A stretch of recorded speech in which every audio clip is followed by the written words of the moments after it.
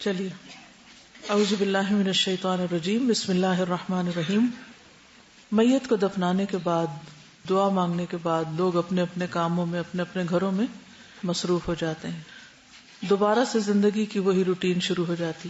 کچھ دن تک مرنے والے کی یاد اور اس کے غم میں لوگ اکٹھے بھی ہوتے ہیں، لیکن وقت کے ساتھ ساتھ وہ سلسلہ بھی ختم ہو جاتا ہے، اور بالآخر مرنے والا تنہا اپنے انجام کو قبر میں بھگتتا ہے۔ اس کے لیے واپسی کا کوئی راستہ نہیں، اس کے پاس وہی ہے جو وہ لے جا چکا، اور دنیا کے باقی سارے کام کاج کاروبار ویسے کے ویسے چل رہے ہیں۔ لوگ ترقی کی طرف دوڑے بھاگے چلے جا رہے ہیں، اور مردہ اپنی قبر میں ساری دوڑ سے رک کر قیامت تک کے لیے ایک جگہ پر قید ہو گیا ہے۔ اس سے پہلے کہ وہ وقت ہم پر آئے، بہت ضروری ہے کہ اس کے بارے میں ہم جانیں اور پھر تیاری کریں۔ یہ وہ گھر ہے جو ہم نے اپنا خود بنانا ہے۔ کوئی گھر ماں باپ فراہم کرتے ہیں، کوئی گھر ہمارے لیے ہمارے شوہر، کوئی ہمارے بچے، لیکن یہ گھر ہر ایک کو اپنے لیے خود ہی بنانا ہے۔ تو روز سوچئے کہ میرا گھر کیسا ہوگا، مجھے کیسا گھر چاہیے، اور جس کوالٹی کا، جس درجے کا، جس طرح کا چاہیے، اسی طرح کی محنت، کوشش اور اللہ سے طلب۔ ہم سب جانتے ہیں کہ قبر میں میت سے فرشتوں کے سوالات ہوتے ہیں۔ قبر کا عذاب اور آرام برحق اور سچ ہے۔ انسان جو روح اور جسم سے مل کر وجود میں آیا ہے، دراصل اس کی زندگی کا آخری اور لافانی دور تو وہی ہے جو یوم حساب کے فیصلوں کے بعد شروع ہوگا۔ البتہ اس دور کے علاوہ اس کی زندگی جن مختلف ابتدائی ادوار سے گزرتی ہے، وہ نہ صرف یہ کہ سب فانی ہے، بلکہ آگے کو رواں دواں ہونے کی صفت کی وجہ سے ان کے واپس پلٹنے کی گنجائش نہیں۔ خالق عظیم نے جسم بنایا، روح ڈالی، وہی روح جو عالم امر میں خالق نے پہلے سے تخلیق کر رکھی تھی۔ قرآن پاک میں اللہ تعالیٰ کا ارشاد ہے، فرشتوں میں سے ان کی اولاد کو نکالا اور انہیں خود ان کی جانوں پر گواہ بنایا، کیا میں واقعی تمہارا رب نہیں ہوں؟ انہوں نے کہا، کیوں نہیں، ہم گواہی دیتے ہیں۔ یہ اس لیے کہ قیامت کے دن تم یہ نہ کہو کہ بے شک ہم اس سے غافل تھے۔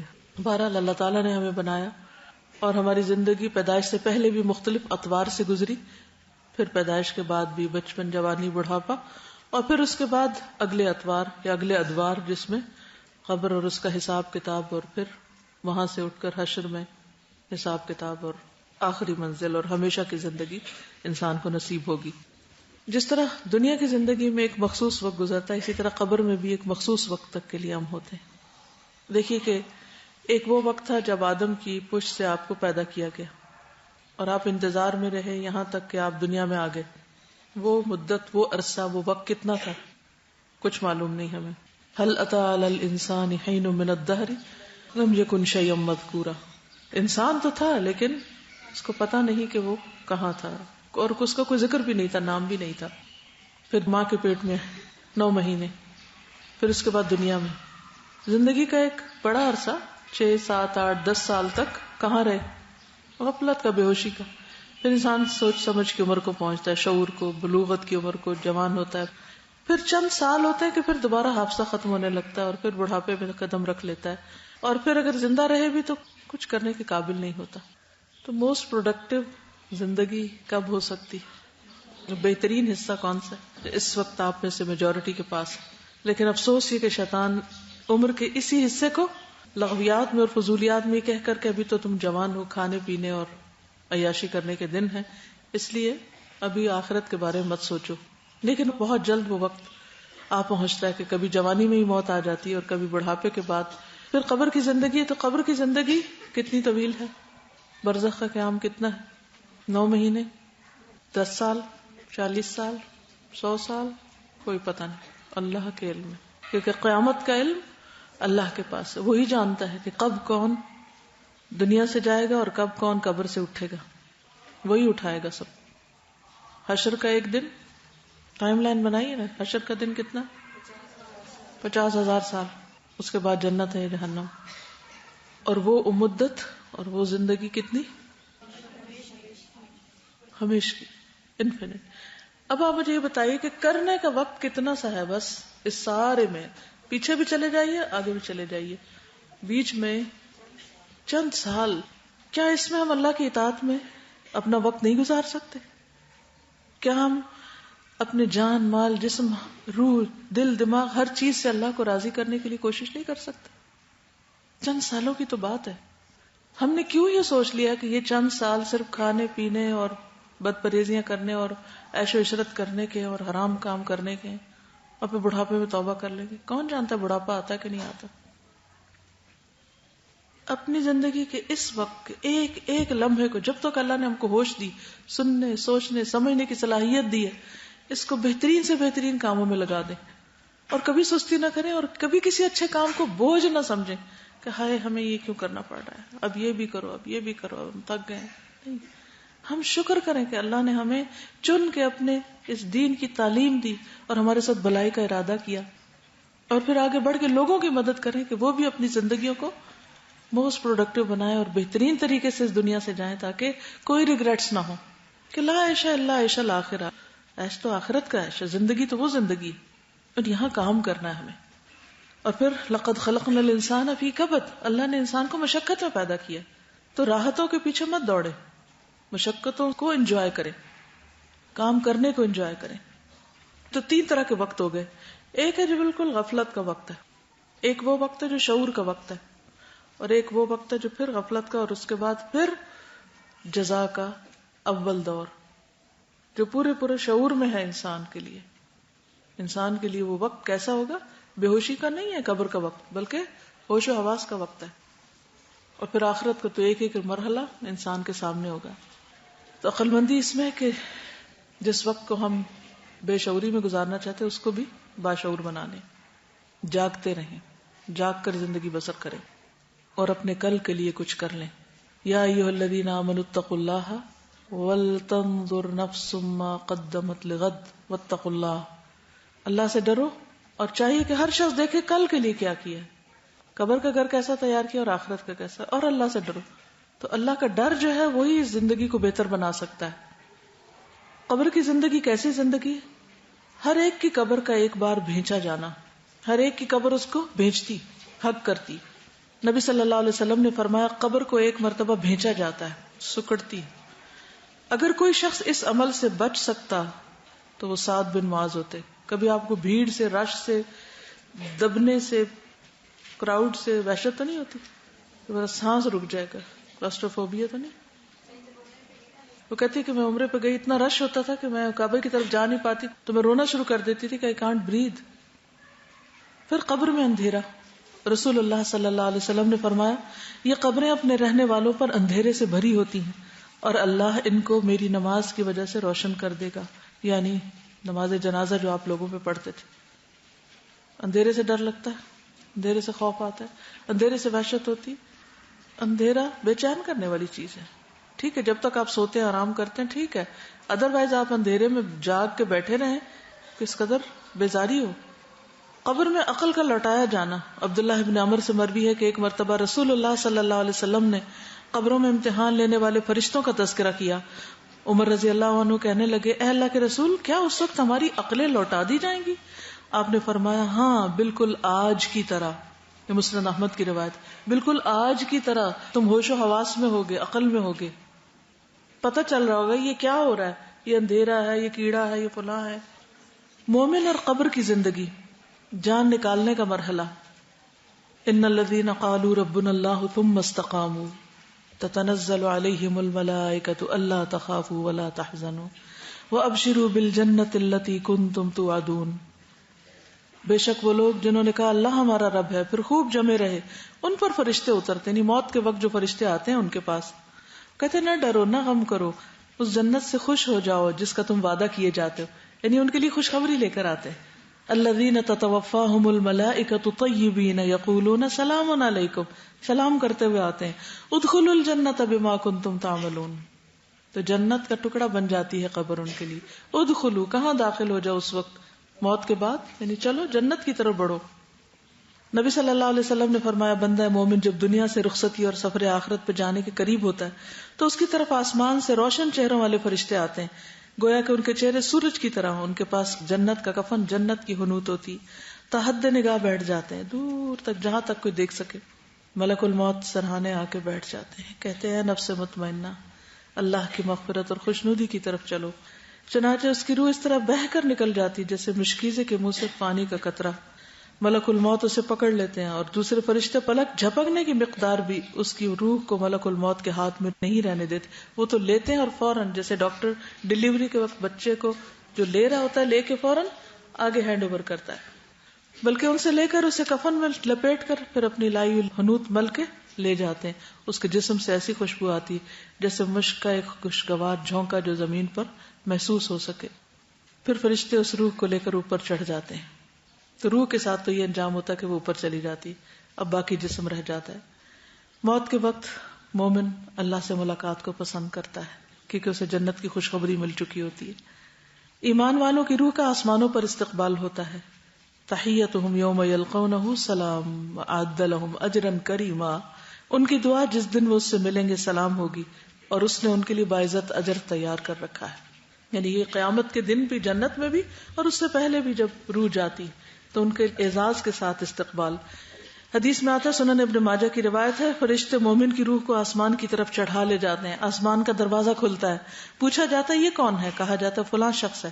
کہتے ہیں مرحبا پاک نفس جو پاک بدن میں تھا. پاک بدن، طہارت کا صحیح اہتمام. داخل ہو جاؤ اے قابل تعریف شخص، اور خوش ہو جاؤ اللہ کی رحمت سے اور خوشبو سے، اور اس مالک سے جو تجھ پر ناراض نہیں ہے. برابر اس سے یہی کہا جاتا ہے، کیا؟ اے پاک نفس جو پاک بدن میں تھی، داخل ہو جاؤ اے قابل تعریف اور خوش ہو جاؤ اللہ کی رحمت سے اور خوشبو سے، اور اس مالک سے جو تجھ پر ناراض نہیں. یہ کہا جاتا رہتا ہے یہاں تک کہ روح آسمان تک پہنچ جاتی ہے جہاں اللہ عز و جل ہے، یعنی اوپر تک. ہر آسمان کے فرشتوں کا اگلے آسمان تک روح کو چھوڑنے جانے کا منظر، یعنی ایک آسمان تک پہنچی، پھر وہاں سے اور فرشتے مل گئے، وہ آگے تک چھوڑ کے آئے، پھر آگے سے اور مل گئے، پھر آگے سے. تو ہر ایک استقبال بھی کرتا ہے اور لے کے وہاں تک پہنچا کے اپنا کام ختم کرتا ہے. اس سے بڑا آنر کسی کو مل سکتا ہے؟ اس سے بڑا ویلکم کبھی کسی نے دیکھا؟ لیکن یہ کس کے لیے؟ پاک جسم پاک روح. پاک روح کون سی ہوتی؟ جسم کی پاکی تو ہمیں سمجھ آ گئی، نہانا دھونا صاف ستھرا ہونا. جسم کی پاکی کے علاوہ روح کی پاکی پھر کیا ہوئی؟ قد افلح من زکاہا وقد خاب من دساہا.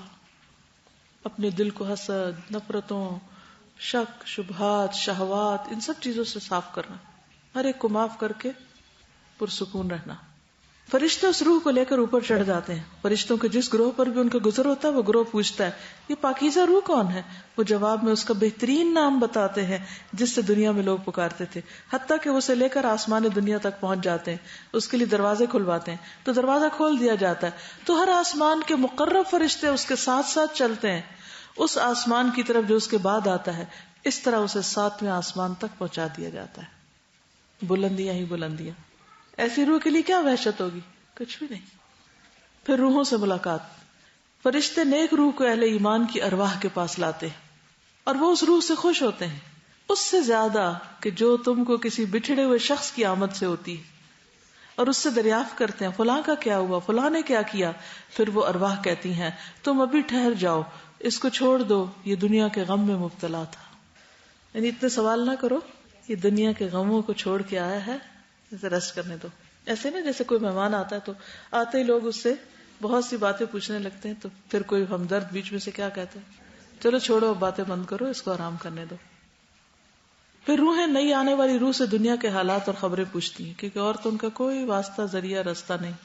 ابو ایوب کہتے ہیں جب مسلمان بندے کی روح قبض کی جاتی ہے تو پہلے فوت ہونے والے اللہ کے بندے اس کا استقبال کرتے ہیں جیسے دنیا میں لوگ خوشخبری دینے والے کو خوشی میں ملتے ہیں. جب وہ بندے اسے سوال کرنا چاہتے ہیں تو ایک دوسرے کو کہتے ہیں اپنے بھائی کو آرام کرنے دو، وہ دنیا کی بے چینی اور پریشانی میں مبتلا تھا. اس سے یہ پتہ چلتا ہے کہ مومن دنیا میں کبھی خوش نہیں رہ سکتا. بالآخر وہ پوچھتے ہیں فلاں کیا کر رہا تھا، فلاں بہن کی سنا ہے اس کی شادی ہو گئی تھی. جب وہ کسی ایسے آدمی کے بارے میں سوال کرتے ہیں جو اس سے پہلے مر چکا ہوتا ہے اور وہ جواب دیتا ہے کہ وہ تو مجھ سے پہلے مر گیا، تو وہ کہتے ہیں انا للہ و انا الیہ راجعون. وہ تو یہاں نہیں آیا، وہ تو نہیں پہنچا. اس کا مطلب یہ ہو کہ اپنے ٹھکانے جہنم میں چلا گیا. وہ برا ٹھکانہ ہے اور بری پرورش گاہ ہے.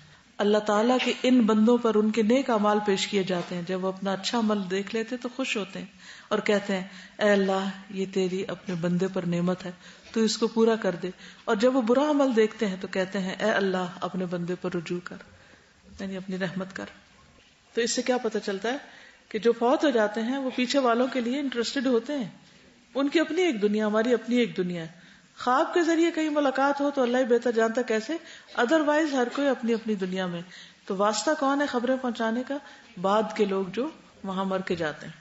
اب وہاں ہائٹ تک پہنچنے کے بعد پھر واپس آتی ہے روح کو آسمان سے دوبارہ نیچے لایا جاتا ہے. جب روح کو 7ویں آسمان تک لے جایا جاتا ہے تو اللہ تعالیٰ فرماتے ہیں میرے بندے کا نامہ اعمال علیین میں لکھ دو اور اسے واپس زمین کی طرف لے جاؤ، کیونکہ میں نے اپنے بندوں کو زمین کی مٹی سے پیدا کیا، اسی میں لٹاؤں گا، اسی سے دوبارہ نکالوں گا. چنانچہ اس کی روح جسم میں واپس لوٹائی جاتی ہے، قبر میں آ جاتی ہے روح. ٹھیک ہے. نبی صلی اللہ علیہ وسلم نے فرمایا جب قبر میں رکھا جاتا ہے اور دفن کر کے اس کے لوگ پیٹ موڑ کر رخصت ہوتے ہیں تو وہ ان کے جوتوں کی آواز سنتا ہے، یعنی اس کو سنوائی جاتی کہ سب واپس جا رہے ہیں. اب آپ اکیلے بیٹھے ہیں اور سب جا رہے ہیں. پھر قبر کا وسیع اور روشن ہونا. ابو ہریرہ کہتے ہیں رسول اللہ صلی اللہ علیہ وسلم نے فرمایا مومن شخص اپنی قبر میں سبز باغیچے میں ہوتا ہے تو اس کے لیے اس کی قبر کو 70 ہاتھ کشادہ کر دیا جاتا ہے. باغ ہے 70 ہاتھ بڑا، 70 گز لمبا، اور اس کے لیے 14ویں کے چاند کی طرح روشنی کر دی جاتی ہے، جیسے رات کے وقت کوئی اپنے باغ میں بیٹھا ہو. یہ مومن کا انجام ہوتا ہے، یعنی اس کی فیلنگ ایسے ہوتی ہے. حالانکہ وہ قبر تو چھوٹی ہوتی ہے مگر بہت بڑی کر دی جاتی ہے. منکر نکیر. رسول اللہ صلی اللہ علیہ وسلم نے قبر میں میت سے سوالات کرنے والے فرشتوں کے بارے میں فرمایا ان کا رنگ سیاہ اور ان کی آنکھیں نیلی ہوں گی. ایمان والوں سے قبر زندگی میں اور آخرت میں بھی، اور گمراہ کر دیتا ہے اللہ ظالموں کو، اور اللہ جو چاہتا ہے کرتا ہے. تو اس سے کیا پتہ چلتا ہے کہ ایمان والے ہی منکر نکیر کے آگے ثابت قدم رہتے ہیں، انہی کو جواب آتے ہیں، باقی نہیں لکھ سکتے. ظاہر جنہوں نے سبق یاد کیا ہوتا ہے وہ پرچہ حل کرتے ہیں نا. حضرت عائشہ سے روایت ہے، وہ فرماتی ہے میں نے عرض کیا اے اللہ کے رسول صلی اللہ علیہ وسلم یہ امت اپنی قبروں میں آزمائی جائے گی تو میرا کیا حال ہوگا، میں تو کمزور عورت ہوں. آپ نے فرمایا اللہ تعالیٰ ان لوگوں کو جو ایمان لائے ہیں قول ثابت کے ساتھ، یعنی لا الہ الا اللہ کے ساتھ، دنیا کی زندگی میں اور آخرت میں ثابت قدم رکھتا ہے. جس کو لا الہ الا اللہ کا معنی سمجھ آ جاتا ہے وہ دنیا میں بھی جم جاتا ہے، دنیا میں بھی اس راستے کو نہیں چھوڑتا. وہ کفر کی طرف جانا، کسی اور چیز کی طرف جانا اتنا ہی ناگوار سمجھتا ہے جیسے آگ میں جانا. تو جو لوگ دنیا میں ان الذین قالوا ربنا اللہ ثم استقاموا، تو پھر آخرت میں بھی ان کا انجام کیا ہوگا، وہاں بھی ان کی حفاظت ہوگی. پھر قبر میں نیک اعمال مومن کی حفاظت کرتے ہیں. بتائیں کہ کون سے اعمال کہاں ہوتے ہیں؟ نماز کدھر ہوتی ہے قبر میں؟ سر کی طرف سے پروٹیکٹ کرتی. روزہ دائیں طرف رائٹ سائڈ پہ، زکوٰۃ بائیں طرف سے. دیگر نیک اعمال صدقہ، نوافل، نیکی، لوگوں سے اچھائی اس کے دونوں پاؤں کی طرف. جب سر کی طرف سے کوئی چیز آنے لگتی ہے تو نماز کہتی ہے میری طرف سے آنے کا راستہ نہیں ہے، کیونکہ ساری نمازیں پوری ہوتی کمپلیٹ وال، تو وہ اس کے دائیں طرف سے آنے لگتا ہے. روزہ کہتا ہے میری طرف سے آنے کا راستہ نہیں، پھر بائیں طرف سے آیا جاتا ہے. زکوٰۃ کہتی ہے ادھر سے بھی آنے کا راستہ نہیں، پاؤں کی طرف سے آیا جاتا ہے. تو دیگر ساری نیکیاں جو بھی لوگوں کے ساتھ احسان بلائیاں کی وہ آ جاتے ہیں. ایک اور روایت میں آدمی کے پاس اس کی قبر میں آیا جاتا ہے، پس جب اس کے سرہانے کی جانب آیا جاتا ہے تو اس کی قرآن کی تلاوت دھکیل دیتی. دونوں ہاتھوں کی طرف سے آیا جاتا ہے تو صدقہ دھکیل دیتا ہے، پاؤں کی طرف سے آیا جاتا ہے تو مسجدوں کی طرف جانا دھکیل دیتا ہے. یعنی جن اعضاء سے آپ جو کام لیتے ہیں وہ وہاں پروٹیکٹڈ ہوتے ہیں. اب آپ دیکھیے کہ آپ اپنے ہاتھوں سے کیا کرتے ہیں، سوچتے کیا ہیں، بولتے کیا ہیں، نمازوں کی کتنی حفاظت کرتے ہیں. پھر یہ کہ میت کو اٹھا کے بٹھایا جاتا ہے، منکر نکیر اٹھا کے بٹھاتے ہیں، پھر اس سے سوال کرتے ہیں. کون سے سوال؟ الاصول الثلاثہ، 3 سوال. من ربک، ما دینک، من نبیک. مومن کی مدد کی جاتی ہے، وہ گھبراتا نہیں بلکہ پرسکون رہتا ہے. نبی صلی اللہ علیہ وسلم نے فرمایا اگر مرنے والا نیک آدمی ہو تو فرشتے اسے اس کی قبر میں اس طرح بٹھاتے ہیں کہ اس پر کوئی خوف اور گھبراہٹ نہیں ہوتی، پرسکون. پھر اس سے پوچھا جاتا ہے کہ تم نے کس دین میں وقت گزارا؟ وہ کہتا ہے اسلام میں. پوچھا جاتا ہے وہ کون آدمی تھا جو تمہارے پاس آیا تھا؟ کہتا ہے اللہ کے رسول محمد صلی اللہ علیہ وسلم، جو اللہ تعالیٰ کی طرف سے ہمارے پاس واضح نشانیاں لے کر آئے تھے اور ہم نے ان کی تصدیق کی تھی. اب صحیح جواب دیتا ہے تو یہ پاس ہو جاتا ہے. درست جوابات پر کامیابی نصیب ہو جاتی ہے. قیل ادخل الجنۃ قال یا لیت قومی یعلمون بما غفر لی ربی وجعلنی من المکرمین، سورۃ یاسین میں آتا ہے. کاش میری قوم کو پتہ چل جائے کہ میرے رب نے مجھے کس بات پہ بخش دیا اور مجھے عزت والوں میں شامل کر دیا. یہ کون سی عزت تھی، کہاں کی عزت تھی اور کہاں کی بخشش؟ بما غفر لی ربی، اس کا مطلب حساب کے بعد بخشش ہوئی اور ساری زندگی کے گناہوں کا کفارہ ہو گیا اس کے اس آخری نیک عمل کی وجہ سے. مومن کے اچھے جواب پر پھر کیا ہوتا ہے؟ ایک آواز لگانے والا آواز لگاتا ہے، میرے بندے نے سچ کہا، بس اس کے لیے جنت کا فرش بچھا دو، جنت کے کپڑے پہنا دو، جنت میں سے دروازہ کھول دو، پھر جنت کی ہوا اور خوشبو اس کے پاس آتی اور اس کی قبر حد نگاہ کشادہ کر دی جاتی ہے. آپ سوچئے کہ آپ سو رہے ہوں اور فریش ایئر آ رہی ہو کمرے میں اور خوشبو بھی ہو اس میں اور کوئی ڈسٹربنس بھی نہ ہو، کیونکہ چاروں طرف سے آپ کے وال یعنی اس طرح کی ہے کہ کوئی اندر نہیں آ پا رہا، سکون ہی سکون. پھر نیک اعمال انسان کی قبر کی تنہائی کو دور کرتے ہیں، وحشت کو دور کرتے ہیں. نبی صلی اللہ علیہ وسلم نے فرمایا قبر میں مومن کے پاس ایک خوبصورت لباس اور انتہائی عمدہ خوشبو والا ایک آدمی آتا ہے. کون آتا ہے؟ خوبصورت لباس والا، انتہائی عمدہ خوشبو والا. اس سے کہتا ہے تمہیں خوشخبری ہو، مبارک ہو، یہ وہی دن ہے جس کا تم سے وعدہ کیا جاتا تھا. وہ اس سے پوچھتا ہے تم کون ہو؟ تمہارا چہرہ ہی خیر کا پتہ بتا رہا ہے. وہ جواب دیتا ہے میں تمہارا نیک عمل ہوں. اس پر وہ کہتا ہے میرے رب قیامت ابھی قائم کر دے تاکہ میں اپنے اہل خانہ اور مال میں واپس لوٹ جاؤں، ابھی قیامت آ جائے، کیونکہ وہ پاس ہو گیا نا ایک طرح سے. سلسلہ صحیحہ کی حدیث ہے 3484، ان الصدقۃ لتطفئ عن اہلها حر القبور. رسول اللہ صلی اللہ علیہ وسلم نے فرمایا صدقہ کرنے والوں کی قبروں سے حرارت بجھاتا ہے، گرمی دور کرتا ہے. تو جتنا صدقہ کریں گے اتنی قبریں ٹھنڈی ہوں گی. جنت کا دروازہ کھولا جاتا ہے. شہید کی روح سبز پرندوں میں ڈالی جاتی ہے جو صبح و شام جنت کے درختوں سے کھانا بھی کھاتی. باقی لوگوں کو بھی صبح و شام جنت کا ٹھکانہ دکھایا جاتا ہے، اچھے لوگوں کو بھی اور برے لوگوں کو بھی. اچھا ٹھکانہ دیکھ کر اہل ایمان اللہ کا شکر ادا کرتے ہیں. حدیث میں آتا ہے ہر جنتی کو جہنم میں اس کا ٹھکانہ دکھایا جاتا ہے اور وہ کہتا ہے اگر اللہ نے مجھے ہدایت نہ دی ہوتی تو نہ میں یہاں ہوتا، اور پھر وہ اس پر شکر کرتا ہے، یعنی اللہ کی ہدایت کی وجہ سے یہاں پہنچا. تو اس جگہ کو اچھا بنانے کے لیے کیا ضروری ہے پھر ہم سب کے لیے اور دوسرے لوگوں کے لیے بھی جو لا علمی اور جہالت میں الٹے سیدھے کام کر کے اپنے آپ کو مطمئن کر رہے ہیں. اصل میں یہ جتنی بھی بدعات ہیں اور جتنی بھی جہالت کی باتیں ہیں معاشرے میں پھیلی ہوئی، اس کی وجہ یہ ہے کہ جب کوئی فوت ہو جاتا ہے یا کوئی پیدا ہوتا ہے تو لوگ کچھ کرنا چاہتے ہیں، دے وانٹ سم ایکٹیویٹی، تو جو انہیں کچھ بتاتا ہے وہ وہی کرنے لگتے ہیں اور وہ کیا سمجھتے ہیں وہ بہت کچھ کر رہے ہیں، انہم یحسنون صنعا، لیکن وہ ٹھیک نہیں ہوتا. کیونکہ یہ تو اللہ تعالیٰ نے ہر ایک کو عقل دیا نا، بتا دیا کہ ٹھیک اور غلط میں فرق کرو. کہاں سے؟ جس نے ہمیں بتایا کہ صحیح کیا اور غلط کیا. لیکن عموماً لوگ اس طرف آنا نہیں چاہتے، انہیں کو بتایا بھی تو وہ اور عذر بہانے کر دیتے، سننا نہیں چاہتے، لیکن کچھ سننے کو تیار بھی. تو اس لیے نبی صلی اللہ علیہ وسلم نے حجۃ الوداع کے موقع پر 1,00,000 سے زائد کے مجمع میں فرمایا تھا کہ بلغوا عنی ولو آیا، مجھ سے آگے پہنچاؤ خواہ ایک آیت ہی کیوں نہ ہو. اور وہ ایک آیت پہنچتے پہنچتے پہنچتے آج ہم تک آ پہنچی. تو اس لیے بہت ضروری ہے کہ ہم اسے آگے پہنچائیں تاکہ دوسرے لوگ اپنے آپ کو سیٹسفائی کرنے کے لیے بدعات میں نہ پڑیں بلکہ صحیح کام کریں، وہ صحیح کام جو ان کی قبروں میں ان کی روشنی اور خوشبو کا سبب بنے.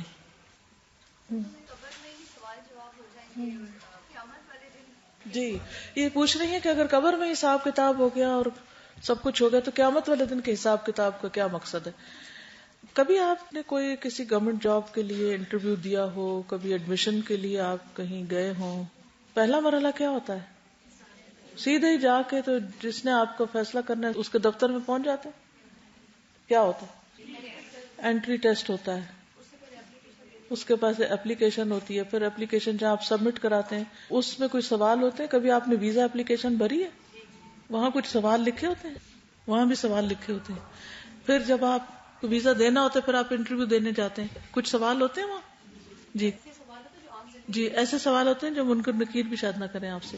جی پھر اس کے بعد کیا ہوتا ہے؟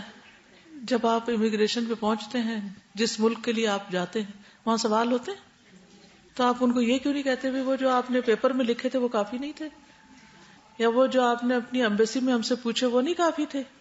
اب ہر وقت سوال پوچھ رہے ہیں.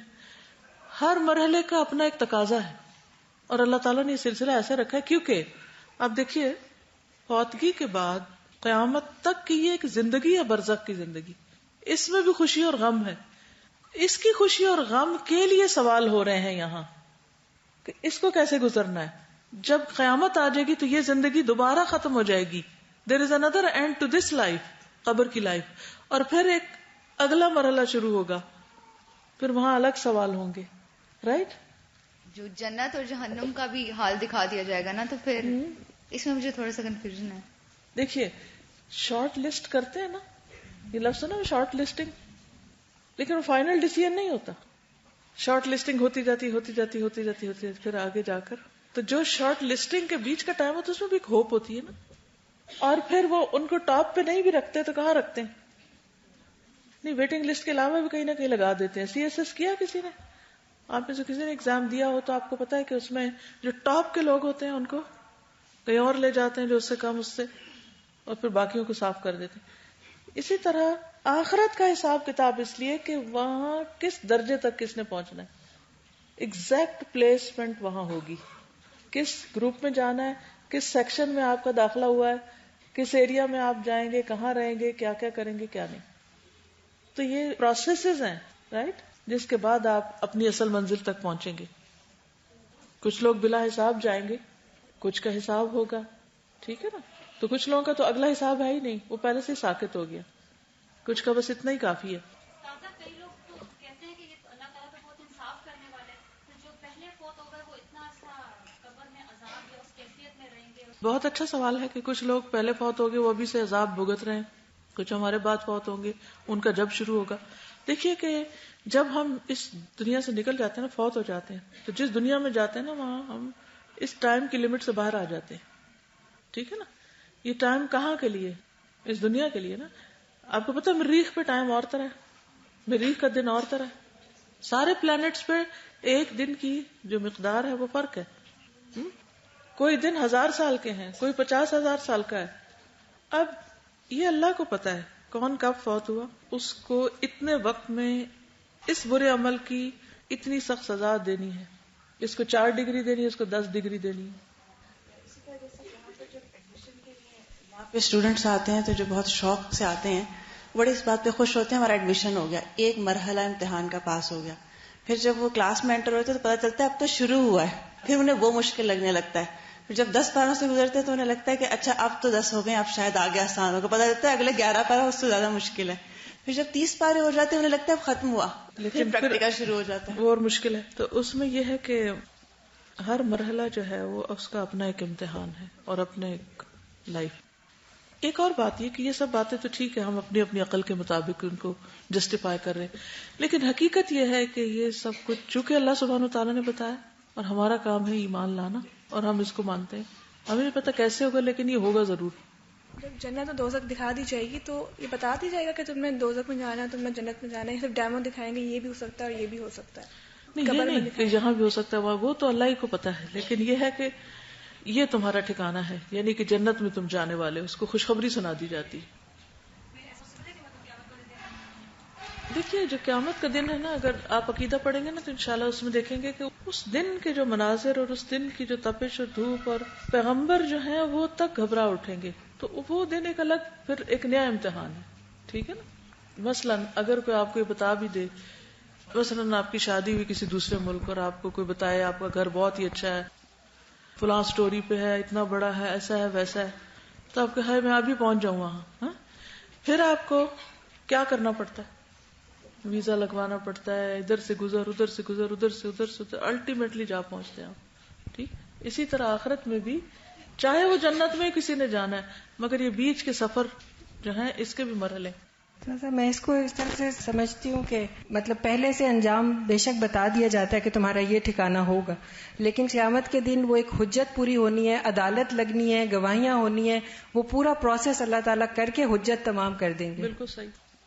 دنیا میں جو ہم اچھے برے اعمال کرتے ہیں تو اس کا اتنا کانسیکوینس ہمیں دنیا میں تو نہیں فیل ہوتا، لیکن اللہ کے ہاں چونکہ ان کا اتنا زیادہ ڈفرنس ہے ان کے مقام میں اور ان کے نتیجے میں کہ مجھے یہ لگتا ہے کہ قبر میں بھی جو یہ سارے مرحلے ہیں یا حشر میں اور قیامت میں، یہ سب انسان کو دکھانے کے لیے کہ تمہارا ہر عمل جو ہے وہ کس لائق تھا اور اس کا کیا انجام ہے.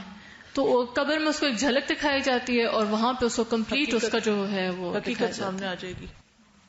چلیے چیپٹر مکمل کر لیں. پھر اس کے بعد میں چاہتی ہوں کہ ایٹ لیسٹ جو ہونے والا وہ تو پتہ چل جائے, اس پر تو ایمان لے آئیں, باقی پھر غور و فکر جاری رہے گا آپ کا انشاءاللہ. اچھا آگے چلتے ہیں. قبر میں سکون. قبر میں اپنا ٹھکانہ دیکھ کر جنتی جو ہے وہ شکر ادا کرتا ہے. قتادہ کہتے ہیں ہمیں یہ بات بتائے گی کہ مومن کی قبر 70 ہاتھ کشادہ کر دی جاتی اور قیامت کے دن تک کے لیے اس کی قبر کو خوش سبزے سے یعنی گرینری سے بھر دیا جاتا ہے. گرینری کی فیلنگ بھی ہوتی ہے. اور پھر یہ بھی کہ وہ اہل خانہ کو اطلاع دینا چاہتا ہے جلدی.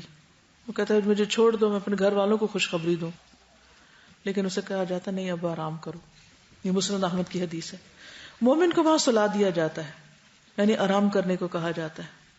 اس لیے قیامت کے دن وہ کہیں گے کہ ہمیں کس نے ہماری خوابگاہوں سے اٹھا دیا. مومن کے لیے جہنم سے دوری ہے. ان الذین پہلے بھلائی طے ہو چکی وہ اس سے دور رکھے گئے ہوں گے.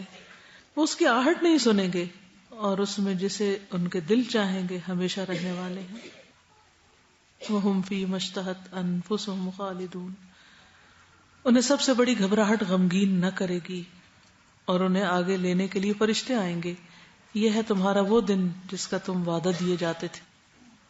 پھر کسی بھی انسان کے لیے سب سے بڑی خوشخبری کا آغاز موت کے وقت شروع ہوتا ہے. دنیا میں جتنی بھی خوشیوں کی خبریں آپ نے سنی ہیں وہ کوئی حیثیت نہیں رکھتی. سوچئے وہ کون سا دن کون سا موقع تھا جب آپ بہت خوش ہوئے یا کوئی خوشخبری پائی, لیکن وہ سب ہیچ ہیں اس خوشخبری کے مقابلے میں جو موت کے وقت فرشتے آ کے دیتے ہیں. کیا یا ایتھا النفس المطمئنہ, نیک روحیں, نیک لوگ, جہاں یہ روح بھی جا شامل ہوگی. اور یہ بات 3 مواقع پہ کہی جائے گی. موت کے وقت, قیامت کے روز جب اٹھ کے دوبارہ حشر کے میدان میں حساب کے لیے جائیں گے, اور جب اللہ کی عدالت میں پیش ہونے کا موقع ہوگا.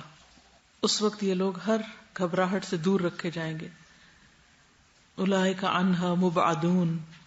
ہر مرحلے پر ان کو اطمینان دلایا جائے گا. ان کے لیے بہترین میزبانی ہوگی, بہترین استقبال ہوگا, بہترین مقام ہوگا. پھر یہ کہ قبر میں انبیاء کے جسموں کو مٹی نہیں کھاتی. ان کے لیے قبر کا مقام بھی اور قبر کا قیام بھی بہت خوشگوار ہوتا ہے. ہشام بن عروہ اپنے والد سے روایت کرتے ہیں کہ ولید بن عبد الملک کے زمانے میں جب سیدہ عائشہ کے حجرہ مبارک کی دیوار گر گئی تو اسے بناتے وقت ایک پاؤں نظر آیا. لوگ گھبرا گئے اور سمجھے کہ یہ نبی کریم صلی اللہ علیہ وسلم کا پاؤں ہے. کوئی آدمی ایسا نہیں تھا جسے آپ کا پاؤں مبارک پہچاننے کا یقینی علم ہو, پہچان نہیں سکتے تھے. یہاں تک کہ عروہ بن زبیر نے لوگوں سے کہا واللہ یہ نبی صلی اللہ علیہ وسلم کا قدم نہیں بلکہ یہ عمر رضی اللہ عنہ کا قدم ہے. تو یہ ایک جیتی جاگتی حقیقت تھی کہ آپ اور آپ کے ساتھیوں کو زمین کی مٹی نے کچھ بھی نہیں کھایا, کیونکہ وہ اللہ کے فرما بردار تھے. تو ساری مخلوق پھر ان کی ہمدرد اور تابعدار. اسی طرح شہداء کی لاشیں, اور اس کے لیے مشہور واقعہ ایک جو عراق کے حکمران شاہ فیصل اول کے دور میں پیش آیا تھا 1935 کا, جس کی کہانی میں نے سورۃ آل عمران میں جو شہادت کی آیات ہیں ان کے موقع پر سنائی ہوئی ہے. اور کتاب ہے یہ مشاہدات بلاد اسلامیہ از محمودہ عثمان حیدر. کینیڈا میں ہماری ایک اسٹوڈنٹ تھی, وہ حیدرآباد دکن سے اوریجنلی تھی, پھر وہ پاکستان آئے, پھر وہاں سے وہاں. تو ان کے والد اریگیشن میں تھے اور عراق میں اس وقت کام کر رہے تھے, اور وہ اس کراؤڈ میں موجود تھے جس میں یہ لاشیں جو تھیں وہ شفٹ کی گئی تھی پانی والی جگہ سے دوسری جگہ پر, اور بالکل ٹھیک ٹھاک تھیں. یہ صحابہ کرام کی لاشیں, جابر بن عبداللہ اور حذیفہ بن یمان. اچھا, جابر بن عبداللہ کی عجیب بات ہے نا کہ انہوں نے اپنے والد کی قبر کھولی تھی اور الگ کیا تھا, وہ بھی بالکل صحیح سلامت. تو ہمیں سوچنا چاہیے کہ ہمارے کون سے ایسے اعمال ہیں کہ جس کی وجہ سے ہمارے ساتھ ایسا سلوک ہو, اور ہماری جو خاص طور پر جو پاکیزگی اور طہارت کا معاملہ ہے, صفائی ستھرائی کا معاملہ ہے. اس کے برعکس اللہ کے نافرمانوں کی موت جو غافل ہیں, اقترب للناس حسابهم وهم فی غفلۃ معرضون, غفلت میں منہ موڑنے والے, بات ہی نہیں سنتے, سننا ہی نہیں چاہتے. ان الذین توفاهم الملائکۃ ظالمی انفسهم قالوا فیما کنتم قالوا كنا مستضعفین فی الارض قالوا الم تکن ارض اللہ واسعۃ فتہاجروا فیہا فاولئک مأواہم جہنم وساءت مصیرا. بے شک وہ لوگ جنہیں فرشتے اس حال میں قبض کرتے ہیں کہ وہ اپنی جانوں پہ ظلم کرنے والے ہوتے ہیں، کہتے ہیں تم کس کام میں تھے؟ وہ کہتے ہیں ہم اس سرزمین میں نہایت کمزور تھے۔ کہتے ہیں کہ اللہ کی زمین وسیع نہ تھی کہ تم اس میں ہجرت کر جاتے؟ یہ وہ لوگ ہیں جن کا ٹھکانہ جہنم ہے اور وہ لوٹنے کی بہت بری جگہ ہے۔ پھر عذاب کہتا ہے میرے رب مجھے واپس بھیجو تاکہ میں جو کچھ چھوڑ آیا اس میں کوئی نیک عمل کر لوں۔ ہرگز نہیں، یہ تو ایک بات ہے جسے وہ کہنے والا ہے، اور ان کے پیچھے اس دن تک جب وہ اٹھائے جائیں گے ایک پردہ ہے۔ اس کا پتہ یہ چلتا ہے کہ جو لوگ اللہ کی نافرمانی میں زندگی بسر کرتے ہیں وہ مرتے وقت سخت پریشان ہوتے ہیں، نادم ہوتے ہیں، اور وہ واپس دنیا میں جا کر اچھے عمل کرنا چاہتے ہیں، لیکن اس وقت موقع ہاتھ سے نکل چکا ہوتا ہے۔ پھر اللہ کے نافرمانوں کی ذلت اور مار مار کے ان کی جان نکالی جاتی ہے، جس کی تفصیلات آپ پہلے پڑھ چکے ہیں کہ جب ظالم لوگ موت کی سختیوں میں ہوتے ہیں، فرشتے اپنے ہاتھ پھیلائے ہوئے ہوتے ہیں، وہ کہتے ہیں نکالو اپنی جانیں، انہیں ڈانٹ رہے ہوتے ہیں آج تمہیں ذلت کا عذاب دیا جائے گا اس کے بدلے جو تم اللہ پر ناحق باتیں کہتے اور اس کی آیات سے تم تکبر کرتے تھے۔ یہ سورۃ الانعام 93 کی آیت ہے۔ سورۃ الانفال 50 اور 51 میں بھی یہ مضمون پایا جاتا ہے کہ کاش تم دیکھتے جب فرشتے ان لوگوں کی جان قبض کرتے ہیں جنہوں نے کفر کیا، ان کے چہروں اور پیٹھوں پہ مارتے ہیں، مار مار کے جان نکالتے ہیں، کہتے ہیں جلنے کے عذاب کا مزہ چکھو، یہ اس کے بدلے میں ہے جو تم نے آگے بھیجا، اور اس لیے کہ یقیناً اللہ بندوں پر کچھ بھی ظلم کرنے والا نہیں۔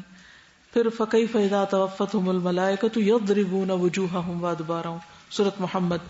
کیا حال ہوگا جب فرشتے ان کی روح قبض کریں گے، ان کے چہروں اور پیٹھوں پہ مارتے ہوں گے، پھر قیامت کے دن وہ انہیں رسوا کرے گا، یعنی اس وقت بھی، موت کے وقت بھی، اور پھر آخرت میں بھی۔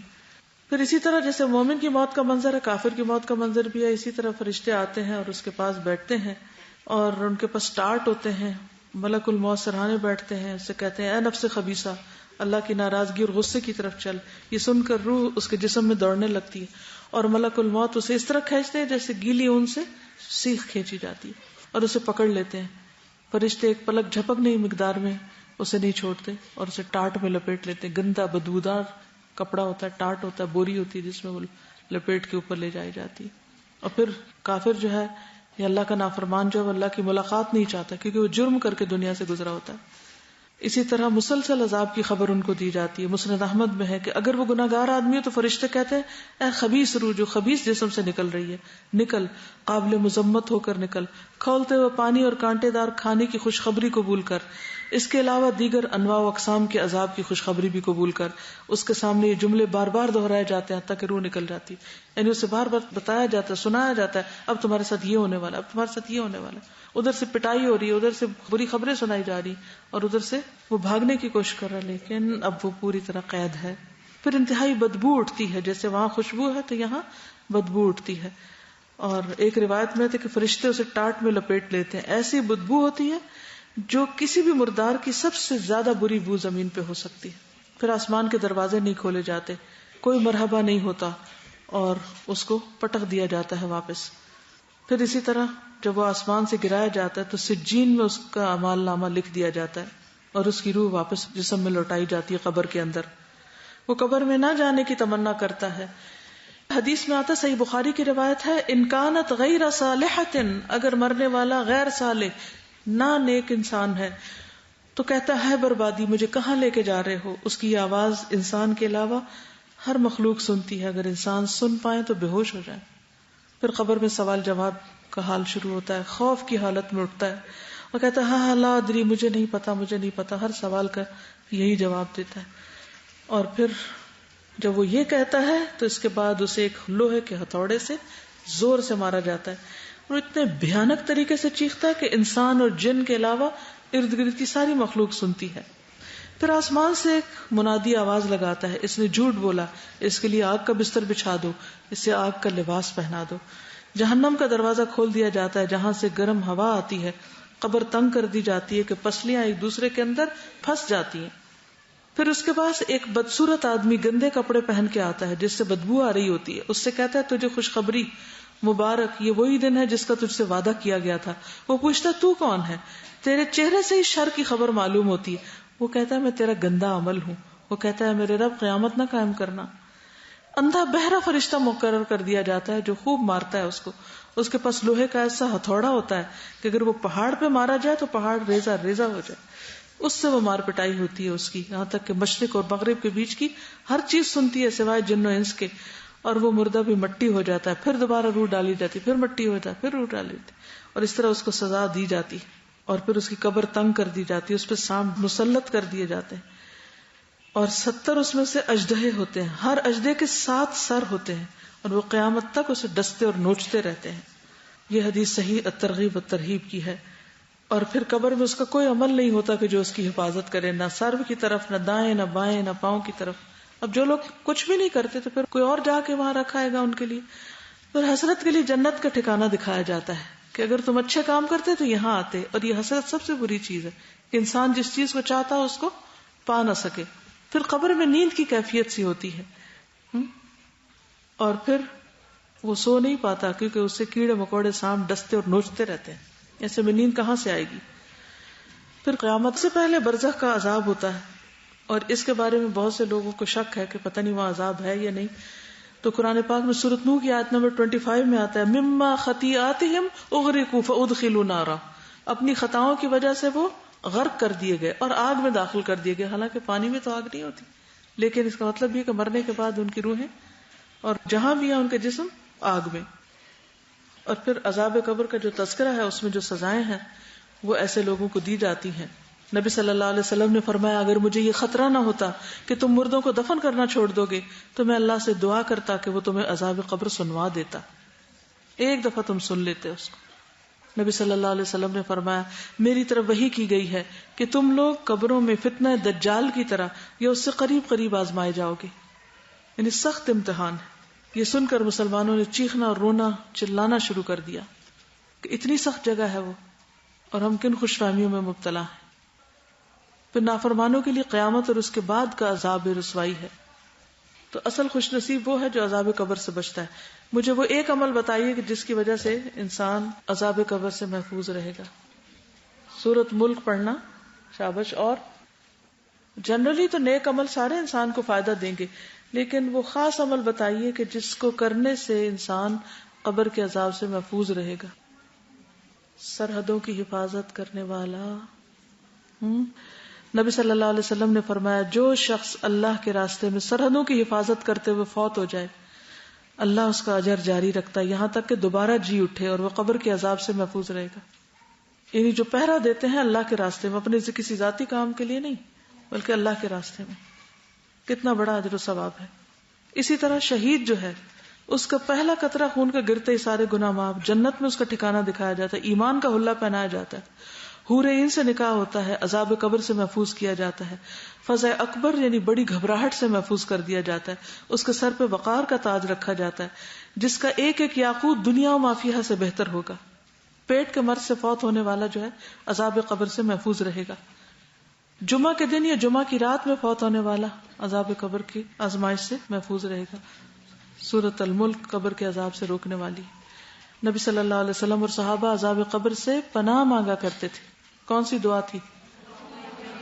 اللہم انی اعوذ بک من عذاب جہنم واعوذ بک من عذاب القبر واعوذ بک من فتنة المسیح الدجال واعوذ بک من فتنة المحیا والممات۔ آپ سب کو آتی؟ اگر آتی تو ٹھیک، نہیں آتی تو یاد کر لیجئے۔ سیدنا عبداللہ بن عباس کہتے ہیں کہ رسول اللہ صلی اللہ علیہ وسلم صحابہ کرام کو یہ دعا اس طرح سکھاتے جس طرح انہیں قرآن مجید کی صورتیں سکھاتے تھے، اور کہتے اللہم انا نعوذ بک من عذاب جہنم واعوذ بک من عذاب القبر واعوذ بک من فتنة المسیح الدجال واعوذ بک من فتنة المحیا والممات۔ رسول اللہ صلی اللہ علیہ وسلم نے فرمایا جب جنتی لوگ جنت میں پہنچ جائیں گے اور جہنمی جہنم میں تو اس وقت موت کو لایا جائے گا، جنت اور جہنم کے درمیان اس کو ذبح کر دیا جائے گا۔ ایک منادی یوں آواز دے گا اہل جنت اب تم کو موت نہیں، اور اہل جہنم تم کو بھی موت نہیں۔ اس وقت جنتیوں کو خوشی پر خوشی ہوگی اور جہنمیوں کو رنج پہ رنج ہوگا۔ تو اچھے اعمال کے ساتھ دعائیں بھی کرنی چاہیے کہ اللہ تعالیٰ اس فتنے سے محفوظ رکھے، آمین۔ فرانس میں قبرستان کے حالات بتا رہے تھے نا آپ کو، تو یہ کسی نے لکھا ہے کنسیشن کے نام سے، فرانس میں قبرستان کے اندر ضلعی انتظامیہ کی جانب سے دفن کیے گئے افراد کو جو زمین کرائے پہ دی جاتی ہے اس کی تفصیل ہے کچھ۔ فرانس کے مختلف علاقوں میں ایسی زمین کے ریٹ فرق ہیں۔ مختلف دورانیے کے لحاظ سے اس زمین کی 4 قسمیں ہیں: ٹیمپریری گرانٹ، 5 سے 15 سال کے درمیان 30s کنسیشن 30 سال کے لیے, اینیورسری کنسیشن 50 سال کے لیے, اٹرنل کنسیشن. ان سب میں سے 30 سال والے کنسیشن کی سب سے زیادہ مانگ ہے, کیونکہ ان میں سے ایک نسل کور ہو جاتی ہے, یعنی ایک نسل پوری پھر ختم ہو جاتی ہے. اسی طرح ایک دوسری تقسیم بھی ہے, فیملی کنسیشن, جہاں ایک خاندان کے افراد کو دفن کیا جائے گا. یعنی کنسیشن جو ہے نام ہے اس عمل کا کہ جو زمین مردے کے لیے الاٹ کی جاتی ہے اس پر ان کو دیا جاتا ہے کہ اگر فیملی رینٹ پہ لے گی, اور یہ ضلعی انتظامیہ کرتی ہے تو اس لیے وہ رینٹ پر ہی دیں گے. اور 30 سال کے لیے ہوگی تو کتنا ہوگا, 40 سال کے لیے تو کتنا. کلیکٹیو کنسیشن, خاندان کے علاوہ دوسرے لوگ اکٹھے دفن ہونا چاہیں. انڈیویجل کنسیشن, ایک شخص کے لیے. دفن کے لیے زمین حاصل کرنے کے لیے کون اہل ہے؟ وہ افراد جو کسی خاص علاقے میں فوت ہو جائیں اگرچہ وہ وہاں کے رہائشی نہ ہوں, مقامی لوگ. اور تیسرے ہیں غیر مقامی, جن کے لیے خاندانی جگہ حاصل کی گئی کہ خاندان کے ساتھ دفن ہو تو دوسری جگہ سے لا کے کریں. دورانی اور مقام کے مطابق ریٹ فرق ہے. مثال کے طور پر پیرس شہر میں 2 اسکوائر میٹر جو 30 سال سے زیادہ کے لیے ہو اس کی قیمت 2360 فرینکس ہے, جبکہ اسی قسم کی زمین ایونون میں 515 فرینکس کی ہے. اگر اس زمین کا کنسیشن تازہ رینیو کرانا ہو تو دورانیہ ختم ہونے سے 24 ماہ قبل رینیو کرانا ہوتا ہے, ورنہ ضلعی انتظامیہ کو یہ حق حاصل ہے کہ وہ زمین کو واپس اپنے قبضے میں لے لے یا فروخت کر دے. کراچی میں مجھے کسی نے بتایا کہ ان کے بردر ان لا کی ڈیتھ ہو گئی, نیو یارک میں رہتے تھے, پھر وہ وہاں سے آگے گئے. اگر یہ لگا سکتے تو پلیز چلا دیجیے تاکہ آپ ڈائریکٹ سنیں. یہ ہمارے جیٹ ہے جو نیو یارک میں مسجد کا بہت کام کر رہے تھے, لیکن ان کی بیوی جو ہے وہ تھی ساؤتھ امریکہ کی. تو انہوں نے اب آخر جب ضعیفی آ گئی دونوں کی تو سوچا کہ اب میں اپنے مکے کی طرف بہتر رہے گا میرا جانا. تو میاں کو انہوں نے پرسویٹ کیا کہ اب ہم برازیل جاتے ہیں, کیونکہ it's is an easier place, آرام سے ہم وہاں گزارا کر لیں گے اپنی آخری زندگی. تو ہمارے جیٹ راضی ہو گئے اس میں, کیونکہ مجبور تھے اپنی صحت کی وجہ سے. تو گئے یہ لوگ وہاں پہ, لیکن وہاں پہ پھر نہ ان کو کوئی مسجد نظر آئی نہ کوئی مسلمان ملے. اچھا, یہ انہوں نے اپنی بیٹیوں سے رابطہ رکھا تھا وہاں پہ جو امریکہ میں تھیں اور موریشس میں بچے ان کے تھے, تو ان سے کہتے تھے برابر کہ یہاں کوئی مسلمان نہیں, مسجد نہیں.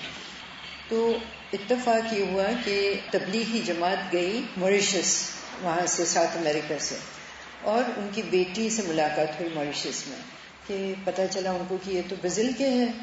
تو انہوں نے ان سے ان کا کارڈ لیا, وزٹنگ کارڈ, اور وہ اپنے پاس رکھ لیا, اور ان سے کہا کہ میرے والد ہیں ساؤتھ امریکہ میں.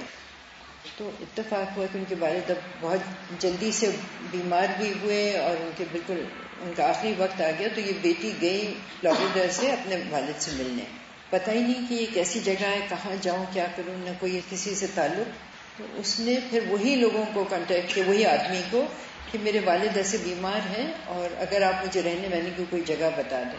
تو انہوں نے کہا نہیں, میں آ جاؤں گا آپ کو لینے. وہ آئے لینے کے لیے, اور پھر پتہ چلا ان کے والد ہاسپٹل چلے گئے اور بہت سیریس ہیں.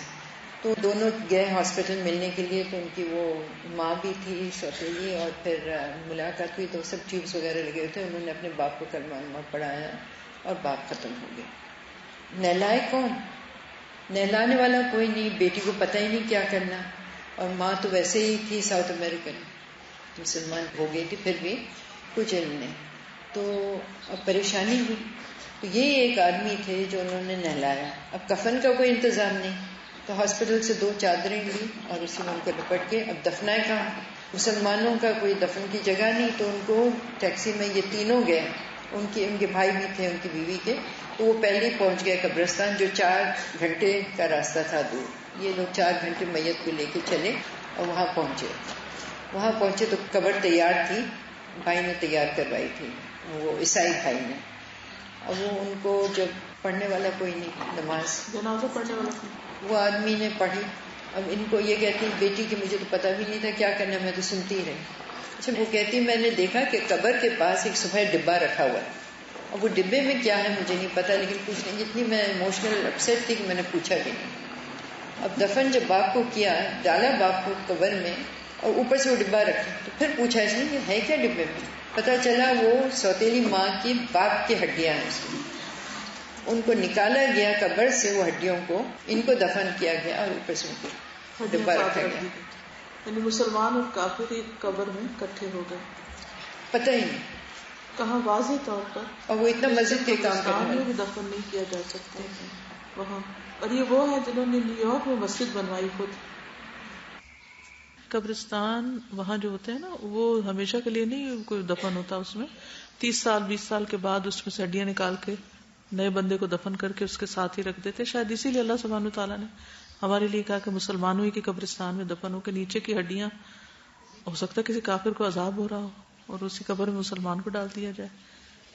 اب آپ دیکھیے کہ کسی ایسی آبادی میں رہنا کہ جہاں کوئی بھی مسلمان نہ ہو, یا ہیں تو ان کے پاس تعلیم ہی نہ ہو, کس قدر خطرناک بات ہے.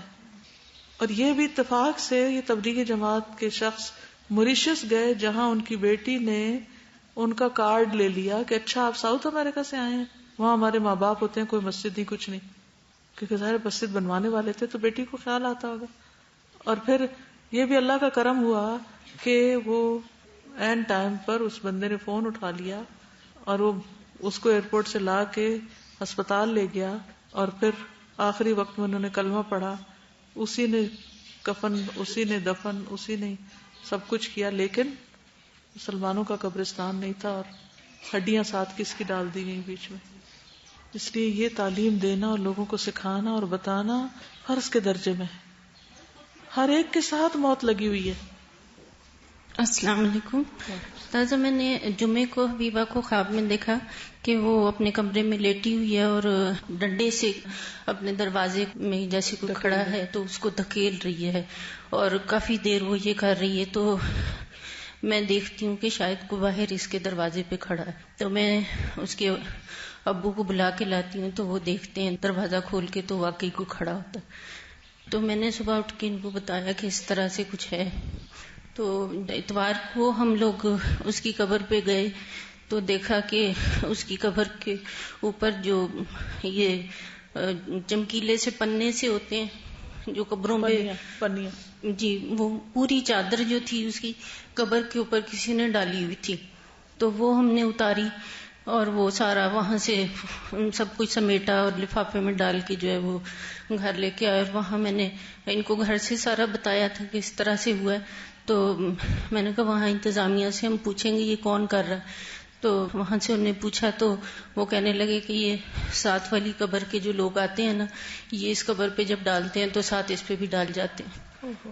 تو مجھے اتنا یعنی ہوا کہ اللہ پاک کتنے رحیم و کریم ہیں کہ وہ جس طرح باریکی سے دین کو سمجھتی تھی الحمدللہ اور اس پر عمل پیرا تھی, تو اللہ پاک نے اس کے جانے کے بعد اس کا, تو بیٹی یہی پوچھ رہی تھی کہ امی قبر کا ابھی اس مٹی کا بھی تعلق اس کے ساتھ کوئی ہے.